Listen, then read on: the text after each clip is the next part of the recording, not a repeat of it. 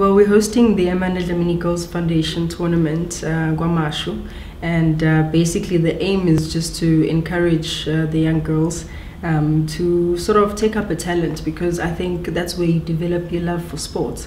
And for me, as a little young girl at the age of 11 already, I was playing with boys, and there was no one that really said it's okay to play with boys or just take up a sport. So I feel that we need to encourage the young girls to take up a sport, especially soccer, because it's still predominantly a male-dominated sport. So our aim with this tournament is just to remind not only the kids but also the teachers and the community at large that girls should also play sports, especially soccer.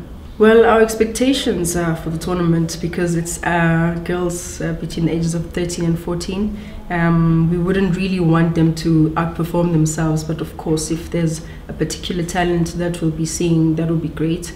But at this point in time, at this age and levels, just to really encourage the young girls to play sports, but also the teachers as well, because I feel like we're sort of ignoring sports in schools, and it's very important that we go back to Egasi, Lokshini, or even in the rural areas to sort of say, we haven't forgotten about you, we care, and we want to motivate the kids through education and sports. We're always on the lookout for young and aspiring talent, but like I said, from the age of 13 and 14, I think you'd have to be quite the finest to actually make your greener pastures, whether in the SASA League or maybe even the national teams, like your under 17s and under 20s. So at that point in time, you also think about the development, if they have that kind of development at all at that level. So I think it's just a basic way of saying, enjoy yourselves, have fun, keep in mind that you have a talent, and we're trying to develop that talent and really hopefully you will see future Amandas from the tournament. Prizes is always a very debatable aspect, but we always just provide sporting equipment for the schools, or the school that will win. If it is possible that jockey have enough financial muscle, give them kit as well. So those are some of the things that will be on offer, because we really want to leave a reverberating memory in the kids' mind, but also we cannot walk away without giving them equipment to say, yes, we've had the tournament, so therefore here's a kit, you can go on and play, here's sporting equipment, you can go on and train. So we're hoping that maybe our prizes will be a bit more. Yeah, our sponsors, our main sponsor is Jockey, who have partnered with the Amanda Dlamini Girls Foundation for almost 4 years now. So they're the ones who are really pioneering the whole event. So yeah, they're doing a good job. I would like it to be a continual event. I think I say that because we're always just moving around in KZN. So we are always hoping that once we've moved around from a particular school or particular area, maybe we'll come back.